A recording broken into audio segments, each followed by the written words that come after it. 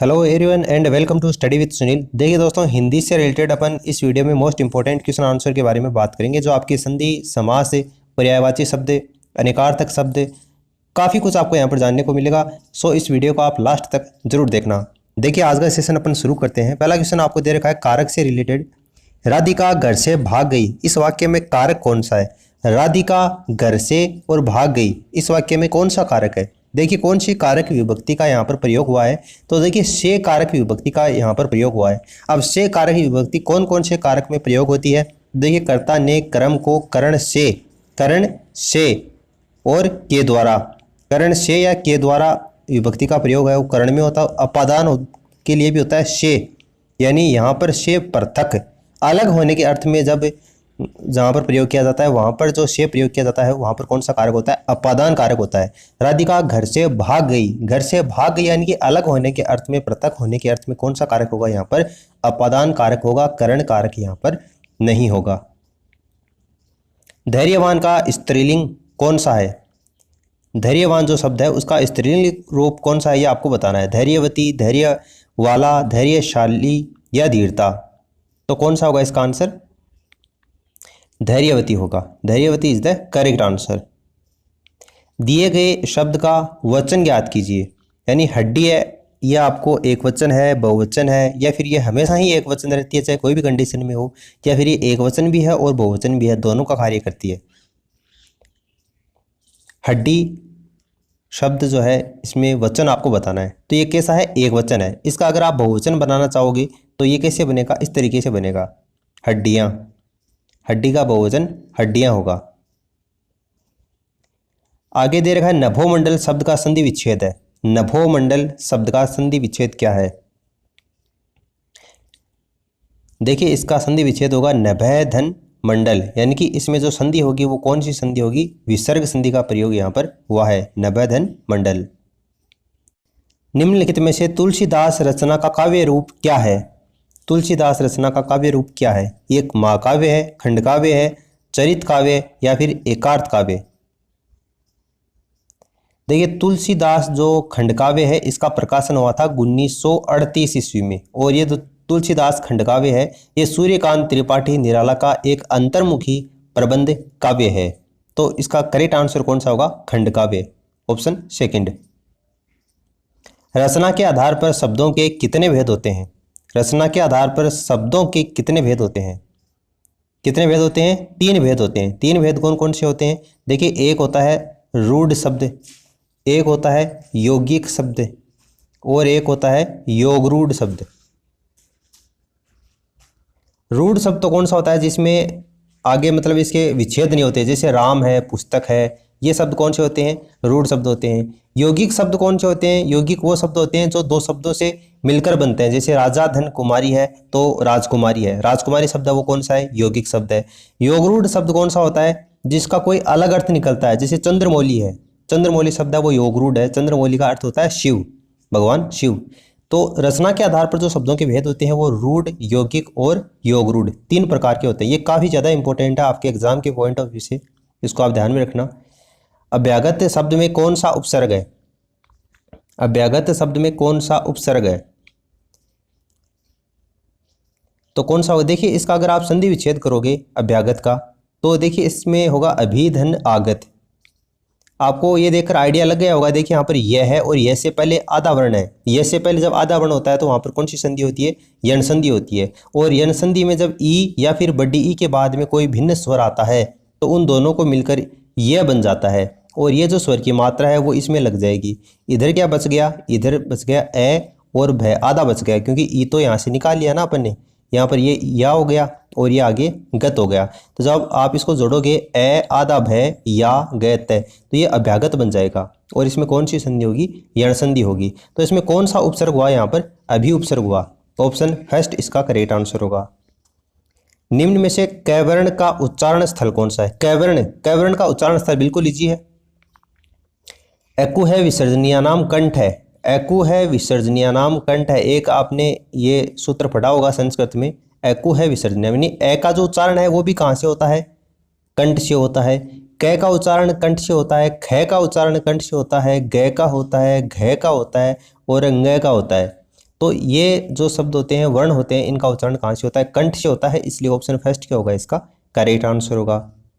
ये आगे सूत्र है काफ़ी एको है, विसर्जन्या नाम कंठ है, इचु यसा नाम तालु, उपपदमान्याना ओष्टो, इचु यसा नाम ऋटुर्षणाम मूर्धा। तो ये आपको अगर सूत्र याद हैं तो इनके उच्चारण स्थान आप आराम से याद कर सकते हो। आगे आपको दे रखा है ऋतु, इसका बहुवचन आपको बताना है। ऋतु का बहुवचन कैसे लिखते हैं? देखिए ऋतु का जो बहुवचन लिखते हैं वो किस तरीके से लिखते हैं? ऋतुएं लिखते हैं। जिस तरीके से नदी का बहुवचन क्या होता है? नदियां होता है, ठीक है, उसी तरीके से ऋतु का बहुवचन क्या होता है? ऋतुएं होता है। घोड़े, रुपए, ये सारे बहुवचन होते हैं। मृत्युप्रांत शब्द का संधि विच्छेद है। मृत्युप्रांत शब्द का संधि विच्छेद आपको बताना है और इसमें कौन सी संधि है दोनों आपको बताने हैं। मृत्युप्रांत, देखिए मृत्युप्रांत जब आप इसको बोलते हो तो कहाँ से टूट रहा है ये? मृत्युप्रांत यानी मृत्यु से टूट रहा है ये। तो मृत्यु से टूट रहा है, इसका मतलब मृत्यु कैसे लिखा जाता है? मृत्यु ऐसे लिखा जाता है। और आगे प्रांत है, प्रांत में यहाँ से बड़ा ऊ में से एक ऊ निकाल लो और ये हो जाएगा उपरांत। मृत्यु धन उपरांत, यानी यहाँ पर ऊ है और बाद में आगे भी ऊ है और दोनों मिलकर यहाँ पर बड़ा ऊ बना रहा है, क्योंकि मृत्यु प्रांत में बड़ा ऊ है ना, तो ये बन जाएगा आपका मृत्यु प्रांत। तो छोटा ऊ और छोटा ऊ मिलकर जब बड़ा ऊ दीर्घ ऊ बनाते हैं तो वहाँ पर कौन सी संधि होती है? दीर्घ संधि होती है। Option first. निम्न में से नाभिज शब्द में समास है। नाभिज शब्द में समास है। नाभिज का मतलब अगर आपको पता है तब आप इसका समास आराम से बता सकते हो। नाभिज का मतलब क्या होता है? नाभि से जन्मा हुआ, नाभि से जन्मा है जो, नाभि से उत्पन्न हुआ है जो। कौन हुआ है? नाभि से कौन उत्पन्न हुआ था? ब्रह्मा जी। इसका मतलब कोई तीसरा यह यहाँ पर प्रकट हो रहा है, इसलिए कौन सा समास होगा? यहाँ पर बहुव्रीहि समास होगा। आगे दे रखा है श्रमसाध्य शब्द में कौन सा समास है? श्रमसाध्य शब्द में कौन सा समास है? देखो तत्पुरुष समास है, उसमें कारक विभक्तियों का प्रयोग होता है, आप सबको पता है। तो तत्पुरुष समास से इसका आंसर हो जाएगा। इसका विग्रह क्या होगा? समास विग्रह, देखिए इसका विग्रह होगा श्रम से साध्य। यहाँ पर तो आपको समास पूछा था, तत्पुरुष समास आपने बता दिया। अगर आपका तत्पुरुष समास में भी अगर इसका उपभेद पूछता विभक्ति के आधार पर तो ये कौन सा होता? करण तत्पुरुष होता। करण तत्पुरुष होता है ये श्रम से साध्य। धर्मांध शब्द में समास है। धर्मांध शब्द में समास है। धर्मांध यानी धर्म में अंधा, धर्म में अंधा, और में पर विभक्ति का प्रयोग कौन सी में होता है? अधिकरण तत्पुरुष में होता है। तो पहली बात तो यहाँ पर तत्पुरुष है और दूसरी बात धर्मांध में कौन सा है? अधिकरण तत्पुरुष है। निम्न में से भारत रत्न शब्द में समास है। भारत रत्न, भारत रत्न सीधी सी बात है, भारत का रत्न, का के की विभक्ति का प्रयोग हुआ है, इसलिए तत्पुरुष समास में भी कौन सा है? संबंध तत्पुरुष का ये उदाहरण है। आगे पूछा है आपको जल पिपासु। देखिए सारे जो क्वेश्चन है ना वो आपके लास्ट ईयर एग्जाम्स में पूछे गए हैं, चाहे 2018 में हो, चाहे 17 में हो, चाहे 19 में हो, और सभी क्वेश्चन है वो लगभग टीचर्स भर्ती में ही पूछे गए क्वेश्चन है, शिक्षक भर्ती में पूछे गए क्वेश्चन है। तो मोस्टली चांसेस बनते हैं कि आपके आने वाले सभी एग्जाम में ये आ सकते हैं। जल पिपासु शब्द में कौन सा समास है? जल पिपासु शब्द, देखिए जल पिपासु का मतलब होता है जल का पिपासु। जल का पिपासु, जल का पिपासु या फिर जल पीने का जो इच्छुक होता है उसको बोलते हैं। जल पीने का इच्छुक, जल का पिपासु, कहने का मतलब तत्पुरुष समास होगा यहाँ पर। सद्गुण शब्द में कौन सा समास है? सद्गुण शब्द में कौन सा समास है? इसका विग्रह होगा सद है जो गुण, सद है जो गुण, अर्थात कर्मधारय समास होगा। उपमान उपमेय का प्रयोग जहाँ पर होता है, विशेषण विशेषज्ञ का प्रयोग जहाँ पर होता है, वहाँ पर कौन सा समास होता है? कर्मधारय समास होता है। वनस्पति शब्द का संधि विच्छेद बताओ। वनस्पति शब्द का संधि विच्छेद, वनः धन पति, वनः धन पति वनस्पति होगा, विसर्ग संधि होगी यहाँ पर। अति धन इव में कौन सी संधि है? अति धन इव में कौन सी संधि है? देखिए यहाँ पर छोटी ही है, यहाँ पर भी छोटी ही है, और अतीव शब्द लिखा कैसे जाता है? अतीव, इस तरीके से लिखा जाता है। तो छोटी ई और छोटी ई मिलकर दीर्घ ई का निर्माण यहाँ पर कर रही है, इसलिए यहाँ पर कौन सी संधि होगी? दीर्घ संधि होगी। निर्विवाद शब्द में कौन सा समास है? निर्विवाद, निर्विवाद का मतलब होता है बिना विवाद के, बिना विवाद के। तो ये जो शब्द जहाँ लगता है वहाँ पर कौन सा समास होता है? अव्ययी भाव समास होता है, ठीक है। पूर्व पद जहाँ प्रधान होता है, पहला पद यहाँ पर अव्यय होता है, अव्यय भाव समास बिना विवाद के। विपज्जाल शब्द का संधि विच्छेद क्या होगा? विपज्जाल शब्द का संधि विच्छेद क्या होगा? देखिए विसर्ग संधि इसमें नहीं है, ये भी नहीं होगा, इसमें ये भी नहीं होगा। विपत धन जाल, इसका एक नियम है, जब तय के बाद में या तो जय आता है या फिर जय आता है, तो इस तय के स्थान पर क्या हो जाता है? जय हो जाता है। तय के बाद में जय या फिर जय आए तो इस तय के स्थान पर क्या हो जाएगा? जय हो जाएगा, जो जय आपको यहाँ पर दिखाई दे रहा होगा। विपत धन जाल इज इक्वल टू विपद जाल, ऑप्शन थर्ड व्यंजन संधि का उदाहरण है। आत्मविश्वास शब्द में कौन सा समास है? आत्मविश्वास शब्द में कौन सा समास है? आत्मविश्वास का मतलब होता है आत्मा पर विश्वास, और आत्मा पर विश्वास में पर विभक्ति कौन सी में होती है? अधिकरण में होती है, ऑप्शन डी। निम्न में से पुल्लिंग शब्द है। विधि जी नहीं, समिति जी नहीं, संसद जी नहीं, गेंदा, गेंदा क्या है? पुल्लिंग है। बाकी के तीनों शब्द आपको जो दे रखे हैं वो कैसा है? स्त्रीलिंग है। उस मूल ध्वनि को जिसके खंड नहीं किए जा सके उसको क्या बोलते हैं? ये भी आया हुआ है क्वेश्चन है। उस मूल ध्वनि को जिसके खंड न हो सके उसको क्या कहते हैं? शब्द कहते हैं, वर्ण कहते हैं उसको, प्रत्यय भी नहीं कहते, कृदंत भी नहीं कहते, उसको क्या बोलते हैं? वर्ण बोलते हैं। अरे वर्ण जो होते हैं ये देखो, जैसे ई है, बड़ी ई है, या फिर व ले लो, च है, क है, ख है, ये सभी क्या है? वर्ण है। वर्ण भाषा की सबसे छोटी इकाई है और इसके आगे टुकड़े नहीं किए जा सकते।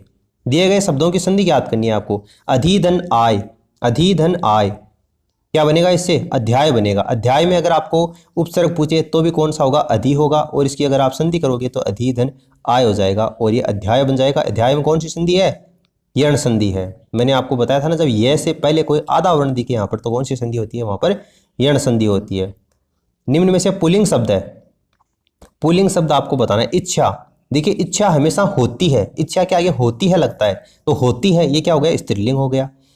बिल्ली भी होती है, कभी ऐसा सुना है बिल्ली होता है? नहीं होता ना, तो बिल्ली होती है। और विदुषी तो विद्वान स्त्री होती है, तो ये तो ऑब्वियस सी बात है, वैसे भी स्त्रीलिंग है। पुल्लिंग शीशम, देखिए जैसे पेड़ों के नाम होते हैं, शीशम है, बरगद है, बबूल है, आम है, ये सारे क्या होते हैं? पुल्लिंग शब्द होते हैं। तो शीशम क्या होगा? यहाँ पर पुल्लिंग होगा। आपको विकल्प दे रखे हैं और आगे मिलान करने वालों में से दे रखा है। वाक्यांश के लिए जो एक शब्द का टॉपिक है उसमें से सारे ये क्वेश्चन है। कार्य करने की इच्छा, देखिए कार्य करने की इच्छा क्या होती है? चिकित्सा होती है। लंबे समय तक जीने वाला, लंबे समय तक जीने वाले को क्या बोलते हैं अपन? चिरंजीवी बोलते हैं। जो चिरकाल से चला आया है, जो चिरकाल से चला आया वो क्या होता है? चितरंजन होता है। और जो बहुत समय तक ठहर सके वो क्या होता है? चिरस्थाई, ठहर सके, स्थाई।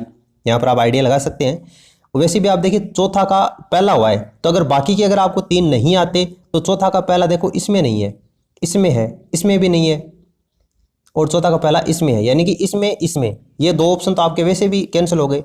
तो ये जो क्वेश्चन होते हैं ना आपको सम्मिलित करने वालों में से, ये क्वेश्चन बहुत इजी होते हैं। जरूरी नहीं कि आपको चारों आए तभी आपका सही होगा, आपको दो या फिर तीन आते हैं। कभी कभी तो ऐसा होता है अगर आपको एक आता है और वो भी इसी तरीके से अरेंजमेंट आपको वहां पर किया हुआ मिलता है कि एक आने पर भी आपका वो सही हो जाता है।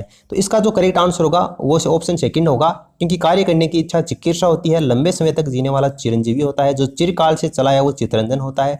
और बहुत समय का जब ठहर सके वो चिरस्थायी होता है। और ये जो मेल है वो आपको ऑप्शन सेकंड में दे रखा है।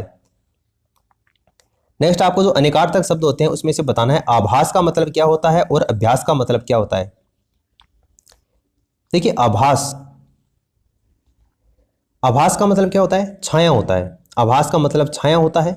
और अभ्यास का मतलब क्या होता है? यहाँ पर प्रति छाया होता है। ऑप्शन फर्स्ट इसका आंसर हो जाएगा।